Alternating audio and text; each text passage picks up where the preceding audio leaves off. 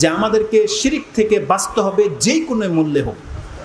মূলত আমাকে মেসেজটা দেওয়া হয়েছিল যে শিরক এর ভয়াবহতা কি। আমি আমার সেন্স থেকে একটা কথা বলবো, কোরআন হাদিস থেকে অত দলিল আমি আপনাকে বলবো না। একজন ব্যক্তি যদি মুশরিক হয়ে মরে যায়, জানেন তার হতভাগা হওয়ার সব থেকে বড় জিনিসটা আমার কাছে কি আশ্চর্য লাগে। আর একজন মুশরিক জাহান্নামে যাবে, এটা আমরা সবাই জানি।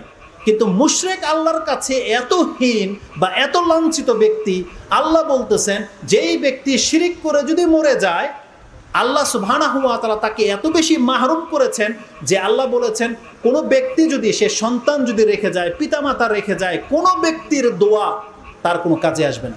বরং আল্লাহ জীবিতদেরকে নিষেধ করে দিয়েছে, তোমার কোনো আত্মীয় স্বজন, তোমার ছেলে হোক, তোমার মেয়ে হোক, তোমার একেবারে কাছের কোনো ব্যক্তি হোক, তোমার পিতামাতা হোক, যদি শিরিক করে মরে যায়, এটা যদি তুমি জানতে পারো, তোমার জন্য তার জন্য দোয়া করাটা হারাম।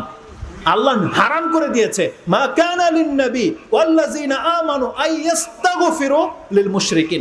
আল্লাহ বলতেছেন কোন ব্যক্তি যদি শিরিক করে মারা যায় আর তুমি এটা জানো, সেটা তোমার বাপ হোক, তোমার মা হোক, তোমার সন্তান হোক, মরে গেলে তার জন্য দোয়া করাটাই হারাম। বুঝেন কথাটা? কবুল করা না করা এটা পরের সাবজেক্ট। আল্লাহ বলতেছেন কোন মুসলিমের জন্য, একজন মুশরিকের জন্য দোয়া করাই হারাম। এটা কত বড় একটা কথা আপনি বুঝেন। এই জন্য শিরিক থেকে বাঁচেন। অন্তত এই রাস্তাটাকে আপনি বন্ধ করে দিয়েন না যে একজন তাওহীদের দোয়া আপনার নসিবে হবে না। আল্লাহ সুবহানাহু ওয়া তাআলা কতক ব্যক্তির দোয়া গ্রহণ করার পরে কতক ব্যক্তিকে মাফ করে দেবে, কিন্তু মুশরিক নিজের সন্তানের দোয়া থেকে মাহরুম, নিজের পিতামাতার দোয়া থেকে মাহরুম। মুহাম্মদুর রাসূলুল্লাহ সাল্লাল্লাহু আলাইহি সাল্লামকে আল্লাহ আদেশ করেছে যে সে তার মার জন্য দোয়াটা পর্যন্ত করার অধিকার পান নাই। এটা কত বড় কথা।